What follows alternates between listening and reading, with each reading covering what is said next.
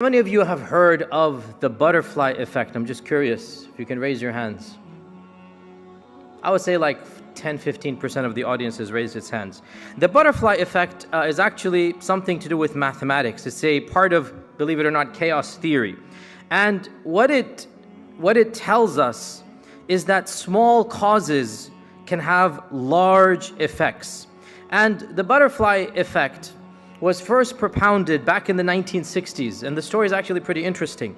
When computers were first introduced to attempt to predict weather changes based on initial data conditions, one of the programmers who was testing out a model forgot to add a 0.0001 value to one of the initial inputs about whether it was a barometer pressure or something. He made a mistake at the 5th digit level, and he allowed the computer to churn out predictions for the next few weeks. Then when he realized his error, he went back and he put in the right numbers and he did the same calculations.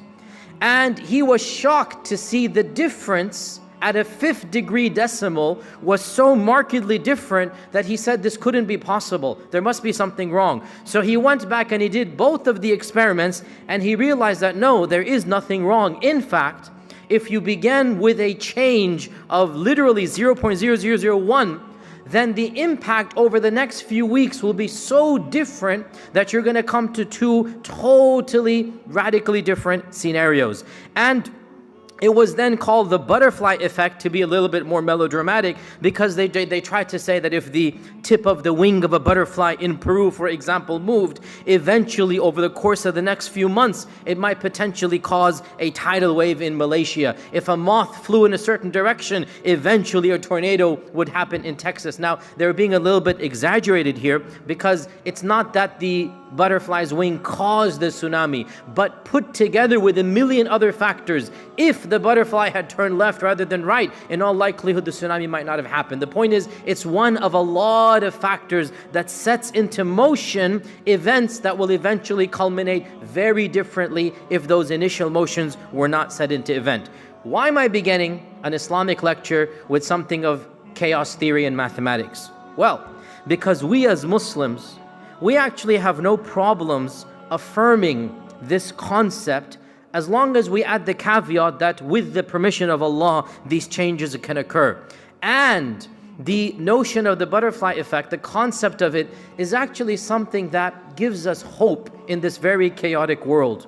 It gives us meaning, it empowers us, and it makes us feel that, you know what, I can, insha'Allah ta'ala, cause a change whose impact is going to be far greater than even what I myself can see. The smallest good deed, the smallest change that I have in myself can bring about the most amazing and profound effects. Maybe even in world history, maybe even the course of history might change. And you know, if you study the seerah of the Prophet ﷺ, if you study the biographies of the earlier prophets, if you study the stories of the Sahaba, you come across these mini butterfly effects throughout the entire series. And what that does is that it makes you feel, you know what, maybe insha'Allah ta'ala, I'd better stop worrying about the consequences and start worrying about what I'm doing. Let Allah decide where my actions are going to go. Let Allah see the fruits of those actions. My job is to cause these mini butterfly effects everywhere that I go. And there are so many beautiful stories that I can share with you from the seerah, from the time of the prophets, from the stories of the Sahaba. I'll just mention 2 or 3 to give you some examples here. The point, of course, of this whole lecture is very simple. Never ever trivialize any good that you can do. Never ever concern yourself with the impact of a good deed, because one good deed could literally change the course of history. I'll give you, as I said, 2 or 3 examples. One of the simplest examples is the story of Moses and Pharaoh. The story of Musa and Fir'aun. If you remember the story, Musa was being raised in the palace of the Pharaoh, and eventually when he punched the Egyptian and the viziers turned against him, Pharaoh turned against him, so Musa flees for his life. Musa flees for his life. He runs away from Egypt, and he has no food, no money, just the clothes on his back, and he flees to the valley of Midian, the valley of Madian in the Quran. And he himself is a refugee. He himself doesn't even know where he's gonna go. And imagine the fear, the panic, the uncertainty that Musa has. When he gets to the valley, as the Quran tells us, he sees a well that was surrounded by shepherds, jostling, shoving with one another, trying to feed their flock. And as the Quran tells us, there were two ladies with their flock away from the crowd. So he goes to them and he says, "Ma khatbukuma, what is the matter with you?" قالتا, they said, "We cannot feed our sheep until the rest of these men leave. And by that time, there's hardly going to be any water left. And don't blame us. We don't have any money to hire a servant, and our father is very elderly." Musa, as we know, volunteered to help them out. Here is where one of those micro butterfly effects is taking place. Musa himself is a refugee. Musa himself has no money to give them. He can't donate anything for them, but he donates the one thing that he does have, and that is the sweat of his brow. He's physically strong.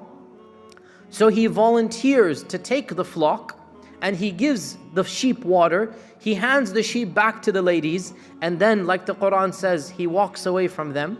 No need to chit-chat, no need to do anything more. Keep it dignified and decent. He walks away from them, and he sits under a tree. And he makes that beautiful Quranic dua that I hope all of you memorize and make regularly. قَالَ رَبِّي إِنِّي لِمَا أَنزَلْتَ إِلَيَّ مِنْ خَيْرٍ فَقِيرٍ. He said, "Oh my Lord, I am a beggar to any good that you can give me. I'm a faqir, I'm a beggar. Any good you can give me, I would love it." What happens? Musa alayhi salam did one act of charity. This is the butterfly effect. He fed goats and sheep. That's the good deed he did. Or you can say he helped out two ladies that needed to be helped. But how was the help? To feed goats and sheep. What was the impact of that good deed? What happened? Subhanallah. Within a few hours, one of them comes back. She's embarrassed, she's shy. And she says, "My father is inviting you. He wants to thank you for what you have done." So they go to the house of the father, and overnight, subhanallah, overnight, Musa has a career, he gets a salary, he gets a place to live, he gets a house, and on top of that, he gets a wife as well, mashallah, tabarakallah. Single brothers, if you want to get married, start feeding water to the people outside. This is the effect of a good deed. Do you think Musa understood any of this when he volunteered to help these ladies out? He didn't even know where he's going to go tomorrow. But when he was generous, Allah was generous to him. When he did a good deed, the butterfly effect comes into effect here. And he has no idea the consequences of his actions, what's going to happen. But subhanAllah, everything opens up.